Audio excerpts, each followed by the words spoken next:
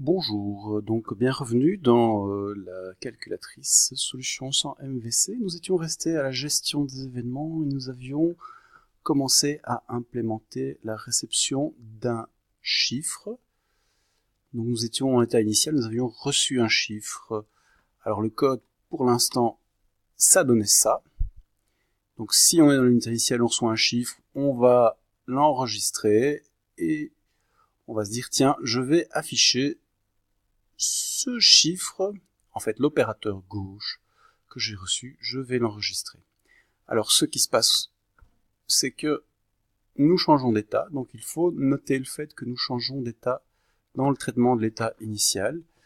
Et donc on n'a qu'à faire ceci, donc état égal, c'est donc l'état, nous sommes maintenant en train de rentrer l'opérateur gauche. Opérateur gauche, voilà.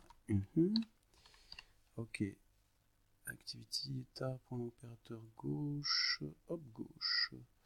Oui, cannot resolve symbol, opérateur gauche, point virgule, opérateur gauche, opérateur gauche, opérateur gauche. Pourquoi est-ce qu'il n'est pas content? Oui, hop là, Alt Enter. Non, create constant, reference static import. Ouais, voilà.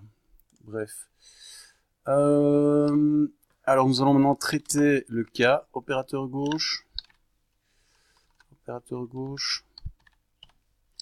Alors si on regarde notre diagramme d'état, ce qui se passe, c'est que il suffit donc d'enregistrer le chiffre et de nouveau d'afficher le résultat, mais cette fois-ci en restant sur l'état. Donc en fait, nous pouvons reprendre ce traitement ici. Voilà. Hop, break. Alors, maintenant, que nous reste-t-il à traiter? En fait, il reste à traiter le fait qu'on reçoit un opérateur, donc le plus, moins, fois, égal, divisé.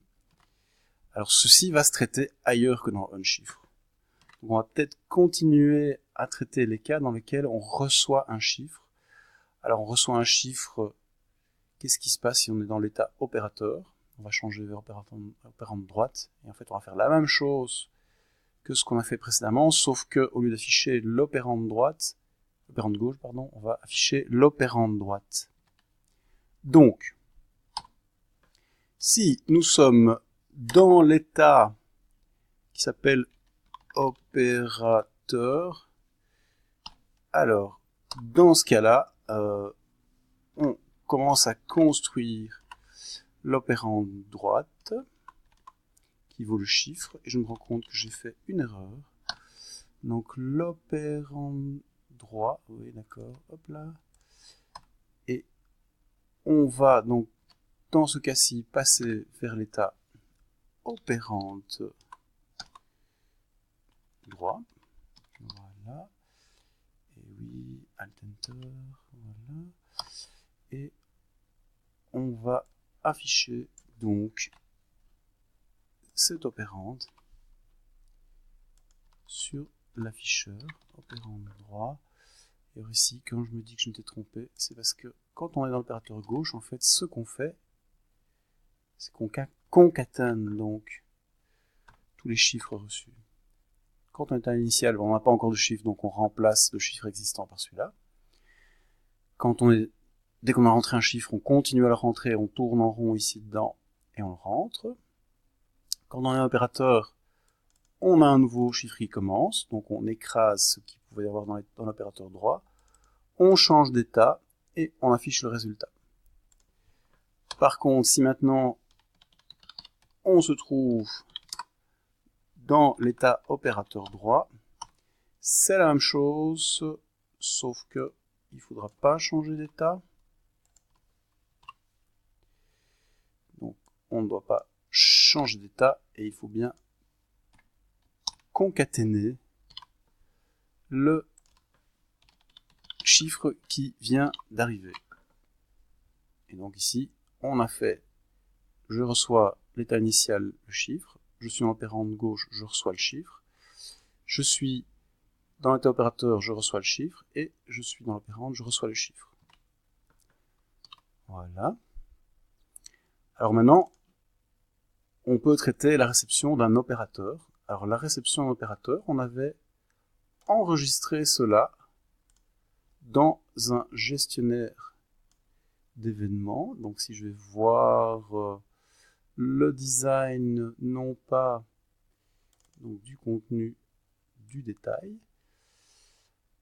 Alors je cherche un opérateur, ici par exemple divisé, ça s'appelle onOperator. Et donc je vais maintenant, dans mon activité, je vais aller me définir une méthode qui va s'appeler onOperator, qui va avoir à peu près la même tête que celle que je viens d'écrire. onOperator. Alors, je me rends compte que j'ai une erreur de syntaxe ici, donc je vais aller voir quel est le problème. 1, 2, 0, forme, typo, machin, boom. Je suis sûr que c'est un import qui n'est pas bon. État, ah oui. Évidemment, je vais résoudre ça. Donc, au lieu de faire des imports statiques, c'est quand même beaucoup plus simple que je fasse référence directement à ma classe énumérée. Voilà. Donc, c'est réglé. Donc, je peux continuer maintenant mon onOperator et je vais donc maintenant récupérer de nouveau mon opérateur en allant chercher le tag caché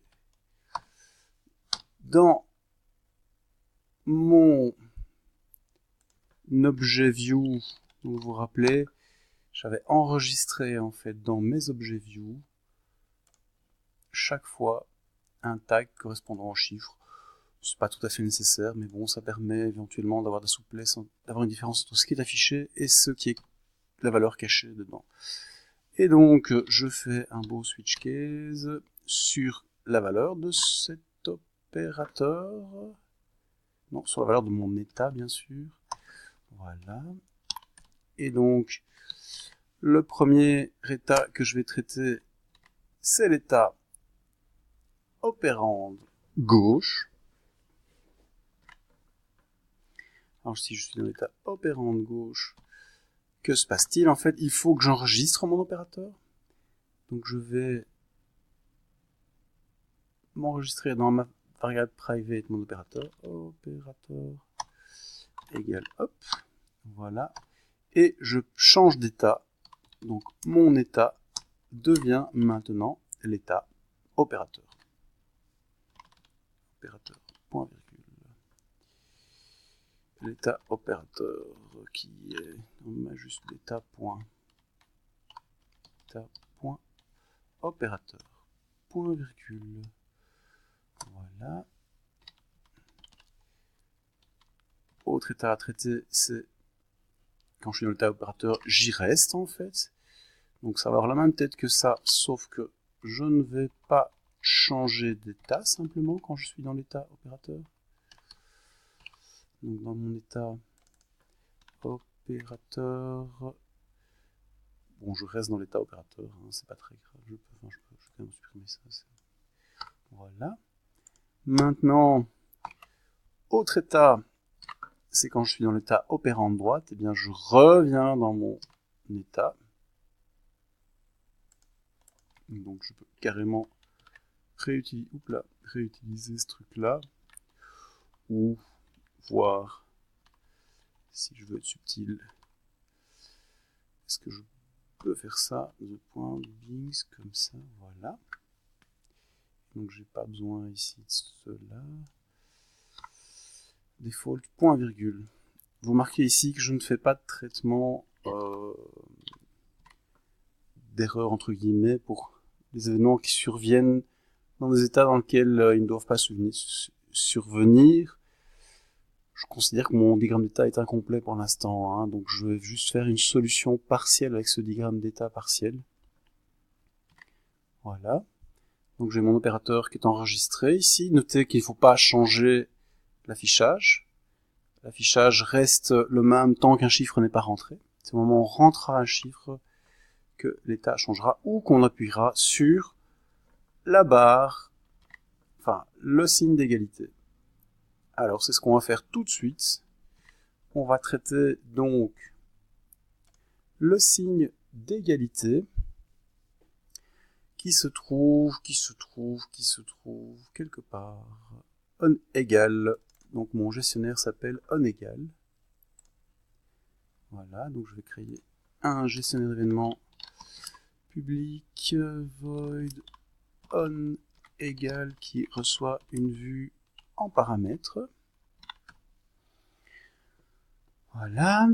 Et donc je vais tout de même faire un switch, même si a priori je ne peux appuyer que quand je suis dans un seul état. Switch sur l'état, et donc je vais bien m'assurer que mon état est l'état opérande droite. Et dans ce cas-là, je vais donc aller en fait faire le calcul. Et j'ai besoin du résultat. Alors généralement ce qui va se passer, c'est que le résultat va être mon nouvel opérateur gauche. Voilà, donc je vais... oui, c'est ça. Donc je vais faire mon résultat et je vais l'enregistrer dans l'opérateur gauche. Alors du coup... idéalement, il faudrait que je fasse un switch case en fonction de mon opérateur gauche égale calque résulte. Ah, donc je vais me définir une méthode qui va calculer le résultat grec. Et en fait, si je suis sur un autre état, pour l'instant, je ne fais rien. Voilà, même si je sais que je devrais faire des choses, mais donc mon diagramme d'état est incomplet. Alors ici, je vais vite me créer... ça fait quoi ça? Bing, constructeur? Non, c'est pas ça. Bref, je vais m'écrire directement cette méthode private string calc result. Voilà. Alors je calcule mon résultat en string parce que ça va m'inviter, si je stocke mon résultat dans un entier ou dans un double, d'avoir une perte de précision. Bon, pour l'instant, je vais juste faire le plus, donc je n'aurai pas vraiment beaucoup de pertes. Enfin bref. Donc, switch. Switch sur quoi? Sur l'opérateur.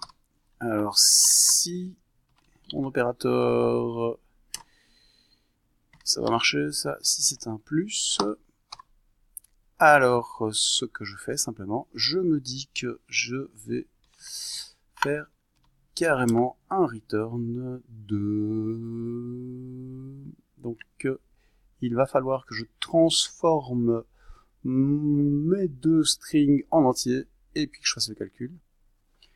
Donc ici, je vais bien faire, je vais parser ma string integer.parse int, donc mon opérateur gauche, plus